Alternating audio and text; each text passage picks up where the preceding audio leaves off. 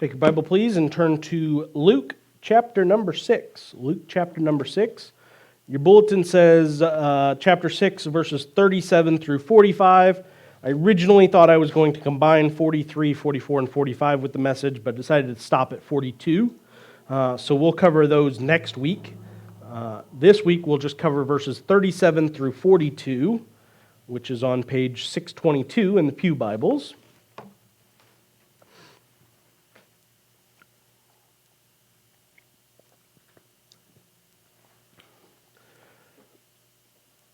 Let's start reading back in chapter 6, verse 20, so we get a full understanding of this passage as we're going through Jesus' entire sermon. So there in verse 20 he says, "And he," that is Jesus, "lifted up his eyes on his disciples and said, Blessed be ye poor, for yours is the kingdom of God. Blessed are ye that hunger now, for ye shall be filled. Blessed are ye that weep now, for ye shall laugh. Blessed are ye when men shall hate you, and when they shall separate you from their company, and shall reproach you, and cast out your name as evil for the Son of Man's sake. Rejoice ye in that day, leap for joy, for behold, your reward is great in heaven. For in the like manner did their fathers unto the prophets. But woe unto you that are rich, for ye have received your consolation. Woe unto you that are full, for ye shall hunger. Woe unto you that laugh now, for ye shall mourn and weep. Woe unto you when all men shall speak well of you, for so did their fathers to the false prophets. But I say unto you which hear, love your enemies, do good to them which hate you, bless them that curse you, and pray for them which despitefully use you, and unto him that smiteth thee on the one cheek offer also the other, and to him that taketh away thy cloak forbid not to take thy coat also. Give to every man that asketh of thee. And of him that taketh away thy goods, ask them not again.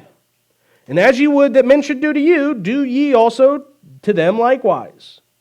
For if ye love them which love you, what thank have ye? For sinners also love those that love them. And if ye do good to them which do good to you, what thank have ye? For sinners also do even the same. And if ye lend to them of whom which ye hope to receive, what thank have ye? For sinners also lend to sinners to receive as much again. But love ye your enemies, and do good and lend, hoping for nothing again. Your reward shall be great. And ye shall be the children of the highest, for he is kind unto the unthankful and to the evil. Be ye therefore merciful, as your Father also is merciful. Judge not, and ye shall not be judged. Condemn not, and ye shall not be condemned. Forgive, and ye shall be forgiven. Give, and it shall be given unto you. Good measure, pressed down, shaken together, and running over, shall men give into your bosom. For with the same measure that ye mete withal, it shall be measured to you again. He spake a parable unto them. Can the blind lead the blind? Shall they not both fall into the ditch? The disciple is not above his master, but everyone that is perfect shall be as his master. And why beholdest thou the mote that is in thy brother's eye, but perceivest not the beam that is in thine own eye? Either how canst thou say to thy brother, Brother, let me pull out the mote that is in thine eye, when thou thyself beholdest not the beam that is in thine own eye? Thou hypocrite, cast out first the beam out of thine own eye, and then shalt thou see clearly to pull out the mote that is in thy brother's eye. So that's the 6 verses we'll cover today. From the moment that they pulled into the parking lot, I could tell you that they were proud and arrogant. And if you doubt me, you just aren't as smart as I am. On Friday, we were at the dentist, and I was sitting in the parking lot, or maybe was it Thursday? Thursday. We were sitting in the parking lot, and I knew when the sporty little white BMW came down here and turned into the driveway a little too fast, and then whipped a U-turn into the parking space a little too fast, faster than I would have done it, I knew it. I could tell because their son in the back seat had literally giant headphones on his head. He couldn't have been more than 9, 10, maybe 11. it was obvious to me that they're proud and arrogant. I could tell. I mean, just the way he drives, the way he pulled in the parking space, the way his son has these headphones, he's probably got his own phone and everything. I just knew it. Now, when the father stepped out, he was covered literally from head to toe in tattoos. And my thought was, what kind of job does he have that he can look like that and make the kind of money that can afford these name brand expensive headphones, drive this nice sporty little white BMW that's clearly newer, and be able to do all that? What job does he have that allows him to look like that? And so I determined that it had to be construction. He has to work in construction. That's the only job you can look like that, make good money, and be able to afford these things. Then I realized it. Here I am judging this guy who I have no idea. I don't know his name. Normally I look at tag numbers on vehicles. I don't know the tag number in his vehicle. I couldn't tell you who he is. Never met his wife, his son, his daughter, or maybe it was another boy, I don't remember. But I don't know anything about them. I'm not against BMWs. I'm not against driving a little bit fast, maybe aggressive, defensively aggressive at times. I'm not against your son having headphones. I mean, our kids have a pair of headphones. I'm not against tattoos even. I'm not against any of these things. Nothing that he did or was against my standard, or nothing that he did was wrong according to any standard. However, he did everything wrong according to my standard, my decision of what it was, my interpretation of an arbitrary standard, and how I think those standards should be applied. Now, the opposite would be true. If I found out that he was judging me, well, I wouldn't have liked that. Who does he think he is judging me? He doesn't have any right to judge me. And of course, the truth is, who do I think judging him? I have no right to judge him. The way we say it today might be, what goes around comes around. If he judged me, I have no leg to stand on because I was judging him, so therefore I deserve to be judged. And you reap what you sow. Do unto others as you would have them do unto you. And of course, that leads us into our passage. Judge not, and ye shall not be judged. Now, in our passage, just a small bit of review, even though I understand everybody's been here. Some think it's Luke's account of the Sermon on the Mount. I agree with the other crowd that believe it's a separate sermon with enough distinctions. Same rough material, but directed specifically at a different group for a different time. Jesus has called 12 men out of his massive group of disciples. They're making their way down the mountain. A group of people show up. They ask Jesus to heal them, and they ask Jesus to preach to them. And instead, Jesus turns to his disciples, the 12 included, and says, this is the message for you. There's a warning. Some people are blessed. Some people are facing woe. Some of you in this crowd are going to get into the kingdom of God because you believe in me and follow me. Others of you will not enter this kingdom of heaven because you have too great a hold on the things of this world. The direct application is that there's only ever been two groups of people in the world, and only ever two groups of people today. Those that have placed their full faith in the substitutionary death of Jesus on the cross and his bodily resurrection, and those that say, maybe it happened, but I'm refusing to trust in it. I'm refusing to believe in it. And of course, that's every one of everybody in here. Either you placed your faith in that or you haven't. And if you haven't, you must do it. And if you refuse to do it, you will spend eternity separated from God. But today you have to stop refusing him and you have to place your trust in him. The other group of people is who Jesus continues to address. But I say unto you which hear, this first group, this blessed group, these are the ones he specifically addresses. To them, he says all these things in verses 27 down through 36, and says the way you're going to love people is entirely different than the way you've been taught to love people. You're going to love people no matter what people do to you, and if people do mean things to you, you keep loving them and maybe even love them some more. The world says if someone doesn't love you, you don't love them back. But God says you love them, and if they don't love you back, you love them.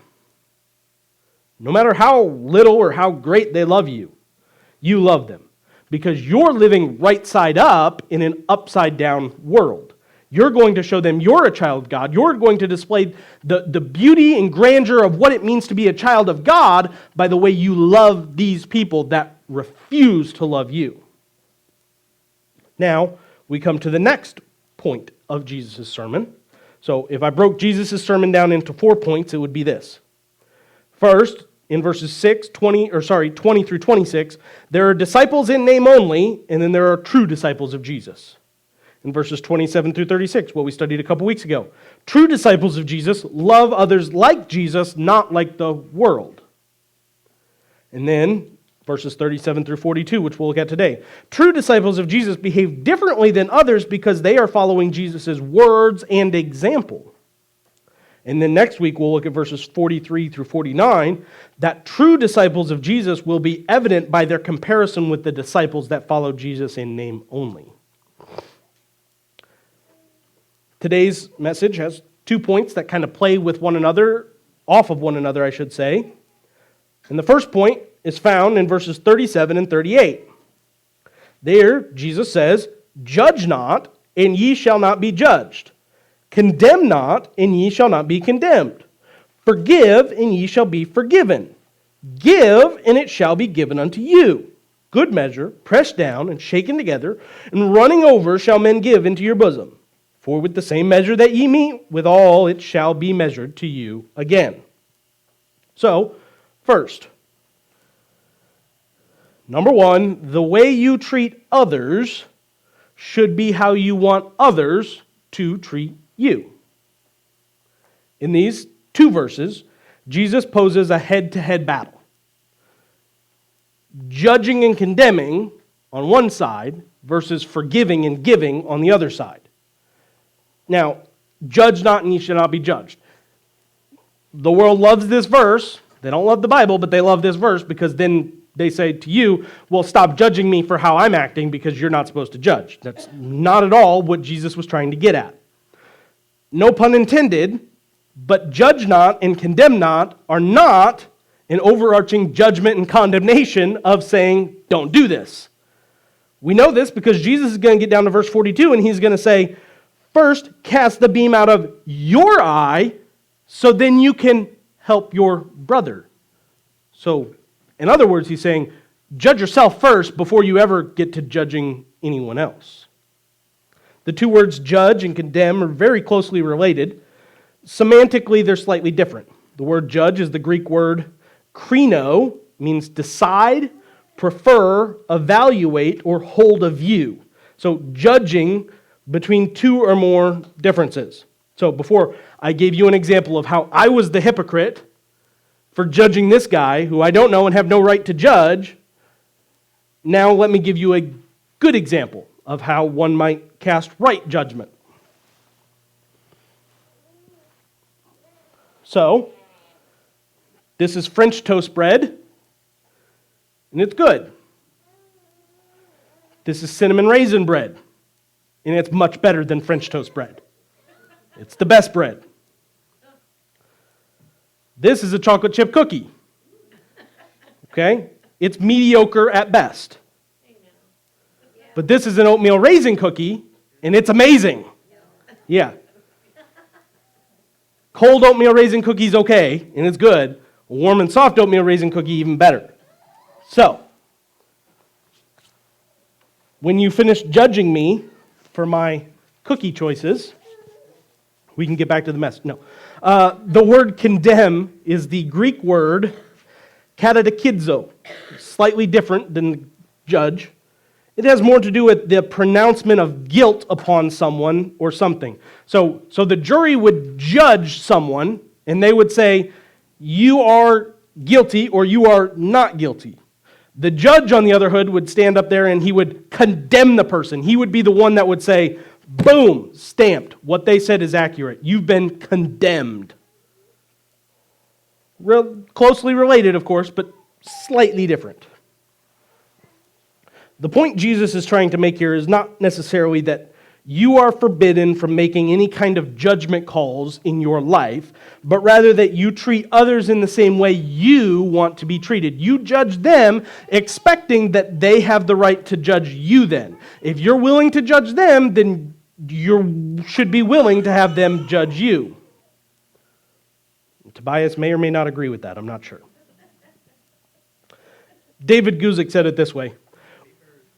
We might say that Jesus did not prohibit the judgment of others. He only requires that our judgment be completely fair, and that we only judge others by a standard we would also like to be judged by. Then he continued and said, when our judgment in regard to others is wrong, it is often not because we judge according to a standard, but because we are hypocritical in the application of that standard. We ignore the standard in our own life, is the problem. That's what it is. We ignore the standard in our life and say, well, you're not living up to that standard. It is common to judge others by one standard and ourselves by another, being far more generous to ourselves than to others. Well, who does he think he is getting to drive a little sporty white BMW? I don't drive a sporty white BMW. Not that I would want to because of the oil changes, and then there's a whole other thing there. Anyway. Yeah, can't fit anybody in it, yeah. So, obviously, you don't like it when people judge you. So why then would you judge them if you're not at least complicit with them judging you back? If you don't want others to judge you, then stop judging them. Or maybe if you're a really judgmental person and you live your life constantly casting judgment on others, maybe you've gotten in your mind that other people must be judging me because I'm judging them when in reality they're not. Instead, maybe our perspective and outlook should be somewhat different than that. Maybe if we stop judging and condemning people, maybe what if we did something shocking? What if we did something completely opposite of that? What if maybe we forgave them and gave to them instead of judging them and condemning them? Now, for a disclaimer, let me go back one here. There you go. For a disclaimer, this is not a hard and fast rule. The way you treat others should be how you want others to treat you. That's not a hard and fast rule. It's a general rule.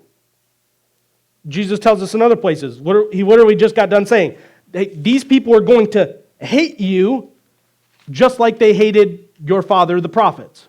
Okay? So it's not a hard and fast rule that if you treat others nicely and properly, that they're going to treat you nicely and properly. That's not the way it is. But you should treat them properly, and they should treat you properly. But even if they don't, who cares? God's got the tally sheet. He's keeping track of it. So you don't got to worry about that. See, the world judges, and the world has no problem with casting judgment and the ensuing condemnation on people. That's not a problem. So if you go out and judge someone, you're probably going to get other people on your side in judging that other person. And we see that happening in the world all the time, where people will gang up and start judging that person because of that thing. So for the world to see for the world to see someone judging is not necessarily shocking. That's natural. That's logical to them. But it would be shocking if when they all want to judge someone, you say, hey, what if we did something different? What if instead of judging them, you forgive and give? That's something that would be a head turner and say, whoa, what's up with this guy? Why is he doing this differently than we do things?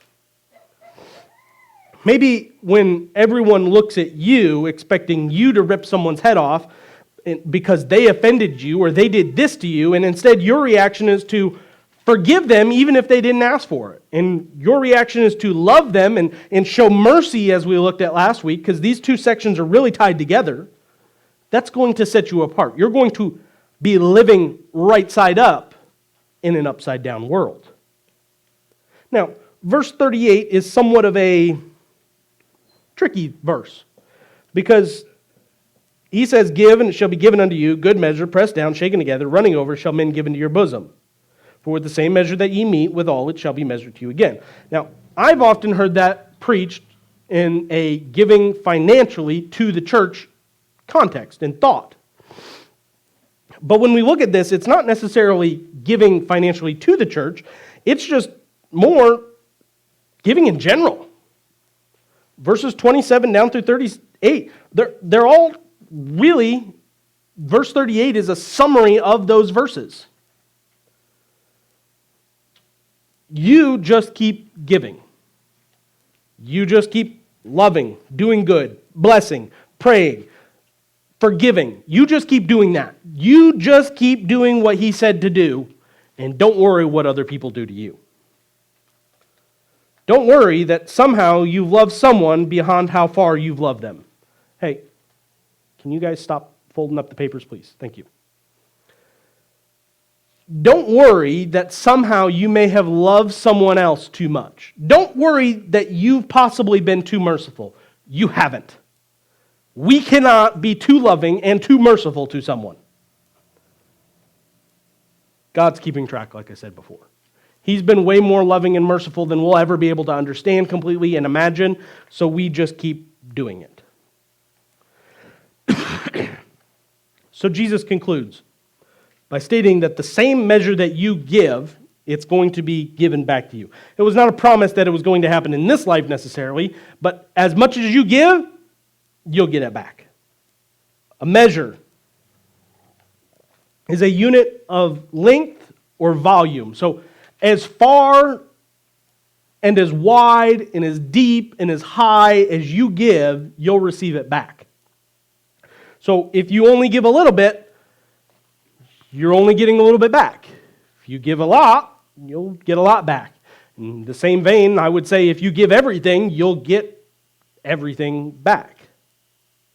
Now, this is where the passage kind of changes for a split second, because Jesus says, it says in verse 39, and he spake a parable unto them. He's illustrating the point he just made.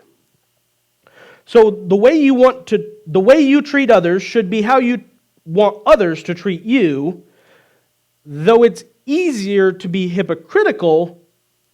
Jesus calls us to consider ourselves first. Number 2. Jesus tells 3 parables really here to help his audience understand. So a parable, again, is just to lay alongside, to compare, to put one thing compared with another thing. And the first illustration he uses is in verse 39, and he spake a parable unto them, can the blind lead the blind? Shall they not both fall into the ditch? Now, obviously, it's ridiculous. None of us would ever expect a blind person to lead another blind person. Logic says if he's blind, he can't lead me if I'm blind, because neither of us are going to know where we're going, and we're both going to fall into the same traps over and over and over again. You don't go get a blind dog to lead a blind person. You get a seeing eye dog to lead a blind person, because then they'll be able to see and avoid the traps, the pitfalls that they would have seen normally, previously. Second illustration, verse 40. The disciple is not above his master, but everyone that is perfect shall be as his master. Now, again, it would be ridiculous for a disciple or student of someone to consider himself greater than the master. The best student would just generally say, I want to be as good as my master was. If I could only play the piano as good as my teacher played the piano. And generally, if you see somebody running around saying, yeah, I'm better than my teacher. Oh yeah, I know more than my teacher. I know more than the boss. Probably they're not, generally speaking. So just like you don't want a blind person leading a blind person, you don't want a disciple trying to be greater than his master.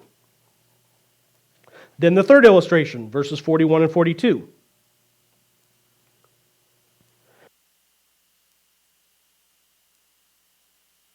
And why beholdest thou the mote that is in thy brother's eye, but perceivest not the beam that is in thine own eye? Either how canst thou say to thy brother, Brother, let me pull out the mote that is in thine eye, when thou thyself beholdest not the beam that is in thine own eye? Thou hypocrite! Cast out first the beam out of thine own eye, and then shalt thou say clearly to pull the mote out of that is in thy brother's eye. It would be ridiculous of me to judge a problem with someone else while at the same time completely missing the reality of my own problems. So, it would be ridiculous for me to walk around like this and say, hey, Wyatt, you got something on your shirt there. Like that. That's illogical. Because it's very evident I got something wrong with me. How can I deal with the speck on him until I deal with the beam coming out of my own eye, obviously? Now, Jesus, of course, minces no words in that. He simply says, thou hypocrite, you're wrong. You're ridiculous. How dare you think you have any business trying to point out the problems of other people when you're refusing to consider the problem that you have? Now, as I said before, Jesus was not prohibiting judging others necessarily. He was not saying you're not supposed to lead blind people around. He was not saying you're not allowed to learn and grow as a disciple. He was not saying we should be concerned with the mote, he was not saying we should not be concerned with the mote in my brother's eye. But rather, he was very concerned that before you try judging someone else, you first turn your eyes on you and consider you before you ever try and worry about them. And after you've considered yourself and fixed yourself, you'll be able to clearly see and assist them with humility, realizing I've got my own problems and I'm still working on my own problems, but God's given me grace to help someone else. Now, my children are tired of hearing it, but I say it all the time. It does not matter what your brother and sister are doing. The thing you need to be concerned with is making sure that you are exactly where and doing what you are supposed to be doing. I like the way R.C. Sproul put it. The principle here is that criticism must start at home. We should be our own chief critics, not in a negative way, not in a negative, destructive sense, but we should be more concerned about reforming our own lives than we are about getting everyone else to change. It is tempting, isn't it, to think that all that is wrong with the world is found in other people, and if they would just change, then everything would be fine and we would be happy. I've heard it over and over again on the little stories about people going in for counseling in their marriage, and they say, well, if she would just do this, and if he would just change this, and generally the person says, hey, stop worrying about what they need to change and work on yourself first, and then maybe we can come to an agreement here. Jesus wasn't teaching the difference between being judgmental and being able to have discernment. See, being judgmental says all those people are wrong and they need to fix their problems, and then everything will be better. But discernment says, yeah, maybe those people got some things to work on, but why don't I work on myself first? I need to work on things before I ever approach them and expect them to change. I need to work on me first. And while it's true that we need to work on ourselves, it is so much easier to be the hypocrite than it is to submit ourselves to a process of sanctification. So, let's bring it to the world we live in. We can see the world, we can see other Christians, and we should be able to see ourselves doing this. Judging and condemning others about the things they're doing while entirely ignoring the hypocrisy in our own selves and refusing to offer forgiveness and grace in those situations. We can see this in the world. They have multiple conferences on climate change, and they discuss you need to lower your carbon impact and our emissions and all this stuff, and all these people go to it, and yet they go in their own private jets sometimes. And you say, wait, I thought the dots don't add up. And then they have the audacity to get up and say, you need to change your ways. And you're like, have you considered yourself? Why are you telling us you're not doing it? Maybe we see this in the way that they say, women are being treated less than men, and we need to bring women up and have more respect for women, and we need to do all these things. But then they say, hey, we need to do that, but we make a man the woman of the year. And we do ridiculous things like say, no, men can compete in women's sports just because they dress up like women. That's fine. They do this by bowing down and worshiping men who dress like women and say, no, that's okay, but we need to respect women more. It's ridiculous. It's hypocrisy. They got a massive beam sticking out of their eye that they don't even realize is there, but they're saying, hey, you got a little speck on your shirt there. We see it sometimes when someone kills a pregnant woman and a person is charged with 2 counts of murder or manslaughter or whatever it is. But when it comes to a pregnant woman killing her own child, well, that's just health care. That's okay. That's her right. No, it's not. It's hypocrisy. We see this when people give money, verbally support and talk about, we want to end child slavery and we want to end all these abductions taking place in other countries and everything like that. But then they consume pornography, which is one of the leading causes for that enslavement. Hypocrisy. We saw this a couple weeks ago when ruling religious elites were so blind to their own hypocrisy that they judged and condemned Jesus and sought to have him killed because he just wouldn't do the things the way that they wanted to do them because they made their own standards. We can see this when a preacher gets up and says, you better be reading your Bible and praying every day, but even he himself doesn't do that.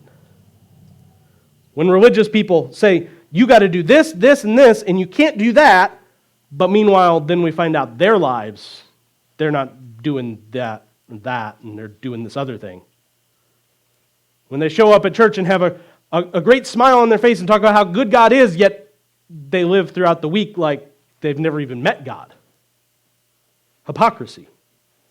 There was a pastor arrested in Kentucky last month. He embezzled, we don't know the exact total, somewhere between $10,000 and $1 million over the course of 3 to 4 years. Yet we have videos of him in those 3 to 4 years standing behind a pulpit saying, our church is going to be the standard of how we handle finances.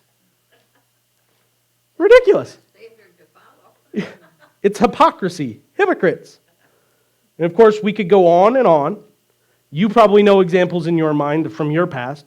I know examples. We could talk about pastors and church members all over the place that say, you shouldn't do this. Meanwhile, they themselves are having an affair, molesting children, stealing money, lying, cheating, plagiarizing, swindling their church members, and on and on. They're hypocrites, we call them. Oh, our church loves everybody. We love everybody. We want to be inviting to everyone. But that person, I don't know about that person. That person. They don't shower enough for our liking, or they have issues with their finances. Or I saw them go into a bar one time, and well, maybe they eat that, or maybe they drink that, and I don't do that. So yeah, we love people, but only if they come to our standard, yeah. Some people get all outraged at Easter. Well, that church had an Easter egg hunt, and they're too concerned about doing an Easter egg hunt, and maybe people will come for that, and they don't celebrate Jesus' resurrection enough because they're celebrating that Easter egg hunt. Or maybe it was this way. That church canceled for COVID 1 week longer than our church canceled for COVID, so there's no way we could fellowship with them. Yeah.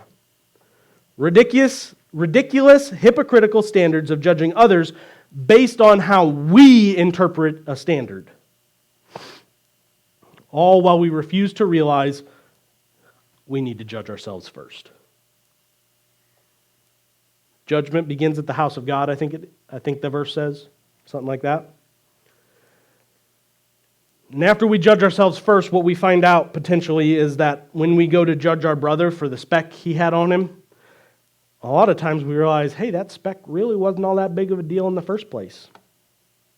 See, the world judges and condemns and has zero consideration of love and forgiveness, but Jesus didn't call us to live like the world and to be like the world. The way you treat others should be how you want others to treat you. And though it's easier to be hypocritical, Jesus calls us to consider ourselves first. Instead, he says, you're my disciples. You don't live like they live. You live right side up in the upside down world.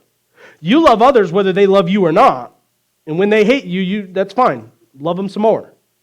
You treat others how you want to be treated, and when they treat you elsewise, just keep treating them right. Consider yourself before you ever try and judge someone else for the way they do something or whatnot. He says, you be quick to forgive. You just keep giving and giving and giving and giving, and no matter what you give, everything that you give, don't worry, I'm keeping record, you'll get it back. We do all this, yes, because Jesus says do this, but we also do it because that's what Jesus did. That's how Jesus lived on earth. See, true disciples live like Jesus lived. The way you treat others should be how you want others to treat you. And though it's easier to be hypocritical, Jesus calls us to consider ourselves first. So there's two groups of people. True disciples and those who are not. True disciples are going to be known by the way they love others without regard to how others love them. True disciples are going to be known by the way they judge themselves before they ever consider worrying about other people. And then next week we'll find out the true disciples are known by their fruit. The fruit they produce is a direct result of the foundation that they've chosen to build their life on. So we're going to see this head-to-head battle of these two groups again next week. So I ask, how are you doing this morning with the first part and the second part? How are you doing with how you treat others? How am I doing with how I treat others? Judging the sporty little white BMW that pulled into the parking lot just a little bit too fast and apparently has too much money and da-da-da-da-da-da-da, or maybe realizing I should probably judge myself first.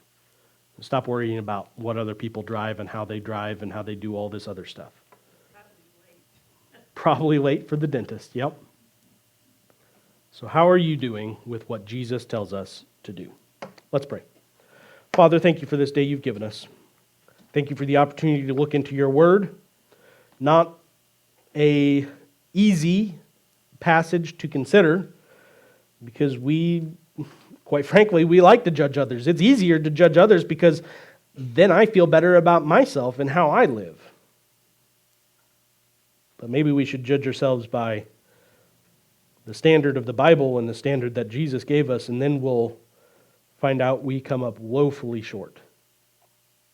And then instead of worrying about the speck on our brothers or the speck of the world that's going on in the world, we'll see they're lost and they need to find Jesus. And then instead of judging and condemning them, we'll be a lot more forgiving and desirous to give to them the joy that we have found when we found Jesus. Father, I pray you'd help us to do that today. Be with us this week, that you'd guide us and direct us. Be with the Bible study on Thursday night. I pray that you'd help us as we go through those topics. And I pray that you'd be with our church and continue to bless us. Be honored and glorified in all that's said and done. In Jesus' name, amen.